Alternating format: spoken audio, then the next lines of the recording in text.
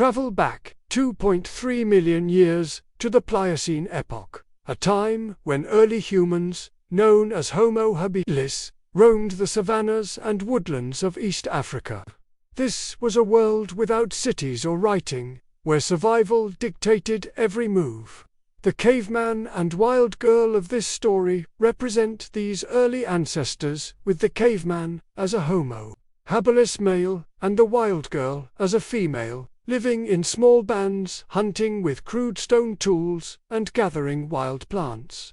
Love, as we know it, was nascent, more instinct than poetry, but it began to shape social bonds critical for survival. The landscape was harsh, with volcanic eruptions, shifting climates, and predators like saber-toothed cats, yet it was here that the foundations of human relationships were laid. These early humans stood about 4 to 5 feet tall, with robust builds suited for endurance. Their tools, simple chipped stones called Oldowan tools, were used to butcher animals or crack nuts. Beauty was tied to strength and health, with the Homo habilis caveman prized for his resilience, and the female valued for her vitality and ability to contribute. This era, marked by the transition from aplaic ancestors to Toulousing humans, offers a glimpse into how love and partnership emerged as survival strategies. The caveman, a hunter's life. The caveman, a Homo habilis male, lived a life defined by the hunt. At 2.3 million years ago, his days began at dawn. Scanning the East African plains for game like antelope or small mammals, armed with a sharpened stone, he worked with his band, using teamwork to drive prey into ambushes. His strength and stamina were his assets, his body scarred from close encounters with predators. Success meant a feast. Failure meant hunger. Anthropological evidence from sites like Olduvai Gorge suggests these hunters relied on persistence, chasing animals until exhaustion, a trait still seen in human endurance. His social role was vital. As a provider, he earned respect, his status rising with each kill. Love, in this context, was tied to protection and provision. A successful hunt might attract a mate, with the caveman sharing meat to strengthen bonds with the female. His appearance, coarse hair, muscular frame, and weathered skin reflected a life of hardship. Yet it signaled resilience, a trait valued in a partner. This hunter's life laid the groundwork for early male-female dynamics, where love was a partnership forged in survival. The wild girl, a gatherer's world. The wild girl, a female, thrived as a gatherer. Her days spent scouring the landscape for edible plants, roots, and berries. At 2.3 million years ago, plant food was the staple, making up 80% of the diet, with evidence from fossilized teeth showing where, from tough vegetation, she moved with agility, her keen eyes spotting wild figs or tubers, often with a child strapped to her back. Her knowledge of the land was her power, passed down through observation, a skill that kept her band alive during lean times. Her role complemented the caveman's. While he hunted, she gathered, creating a balanced diet that sustained the group. Love for her meant security, choosing a mate like the Homo habilis caveman who could protect her and her offspring. Her beauty lay in her vitality and ability to contribute, a trait celebrated in early human bands. Archaeological finds, like grinding stones, hint at her labor, suggesting she processed food, fostering community ties. Together, their skills wove the first threads of romantic partnership. The first sparks. Love in prehistory. Love, 2.3 million years ago, was raw and instinctual, driven by survival rather than sentiment. The Homo habilis caveman and the female might have met during a communal hunt or gather, their bond forming through shared effort. Anthropologists suggest early humans paired up to raise offspring, with pair bonding offering stability in a dangerous world. A glance, a shared meal of roasted meat, or a protective gesture could ignite attraction, with physical proximity in small bands fostering closeness. Evidence from later hominid sites, like those of Homo erectus, shows burials with paired individuals, hinting at emotional attachments. For the caveman and wild girl, love was practical. Her gathering ensured food, his hunting provided protein. And together they guarded against leopards or hyenas. This partnership wasn't romantic in the modern sense, but laid the foundation for it, with mutual reliance sparking the earliest forms of affection, expressed through touch or shared tasks. Daily life, survival, and togetherness. Life for the Homo habilis caveman and the female was a relentless cycle of survival. They awoke in shallow caves or rock shelters, their beds of leaves and grass offering little comfort. Days were spent foraging or hunting, with the band moving seasonally to follow food sources. Tools were rudimentary sharp stones for cutting, sticks for digging crafted with patience. Water came from streams or collected rainwater, a precious resource in the arid Pliocene climate. Togetherness was their strength.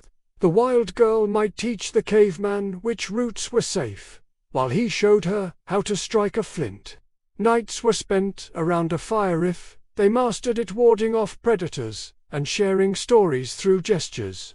Archaeological evidence from Olduvai Gorge reveals hearths, suggesting early social bonding. Love here was a team effort, with each partner's survival tied to the other. Challenges, dangers of the ancient world. The world 2.3 million years ago was fraught with peril. Saber-toothed cats and giant hyenas stalked the savanna, their fossils found alongside early human remains. Volcanic eruptions, like those at Hadar, altered landscapes, forcing bands to adapt. Disease and injury were constant threats, with broken bones or infections often fatal without medicine. The caveman might return from a hunt with a gash, relying on the female to clean it with chewed leaves, a primitive form of care. Climate shifts added pressure, with droughts, shrinking waterholes, and food sources. Competition with other bands or species like Paranthropus for resources could lead to conflict. Love became a lifeline, with the pair supporting each other through these trials. A shared victory over a predator or a successful migration strengthened their bond, turning survival into a testament of their partnership. Tools and innovation.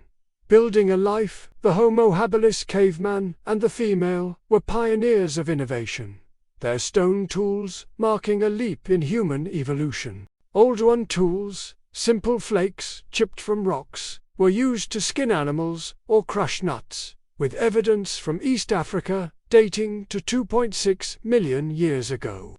The wild girl might have shaped a digging stick, while the caveman honed a cutting edge, their collaboration driving progress.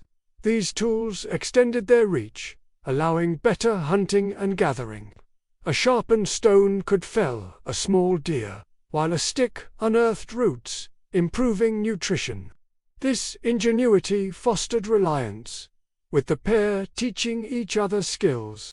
Love grew through these shared victories, as each innovation made life safer, laying the groundwork for future human advancements and deeper emotional connections.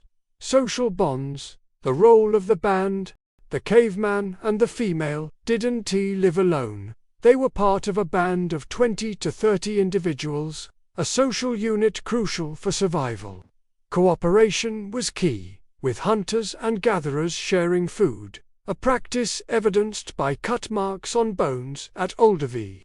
The wild girl might nurse others' children, while the caveman defended the group, building trust and kinship. Love extended beyond the pair to the band, with pair bonding strengthening the group's cohesion. A successful hunt by the caveman fed the wild girl's kin, while her gathered fruits sustained his allies. This interdependence suggests early forms of community love, where romantic ties supported the collective. Anthropologists note that such bonds reduced infanticide and increased child survival, cementing the pair's role in human evolution. Legacy. From instinct to romance, the Homo habilis caveman and the female left a legacy that echoes through time. Their partnership, born of survival, evolved into the complex love we know today. Archaeological evidence of pair bonding suggests emotional attachments grew stronger with each generation, paving the way for rituals and expressions of romance. Her presence symbolizes the enduring human drive to adapt and connect, blending the past with a vision of the future. This story inspires us to see love as origins, not as a modern invention, but as a primal force shaped by necessity. From their caves to our cities, the caveman and wild girl remind us that love, at its core, is about partnership and resilience, a thread connecting 2.3 million years to the present. From the savannas of East Africa to the hearths of their caves, the caveman and the wild girl life 2.3 million years ago reveals how love began as a survival tactic for the Homo habilis caveman and the female. Their story is a testament to human endurance and the first sparks of romance. What do you think? Could love have started this way? Share your thoughts in the comments, like, subscribe, and hit the bell for more prehistoric tales. Until next time, keep exploring the dawn of love.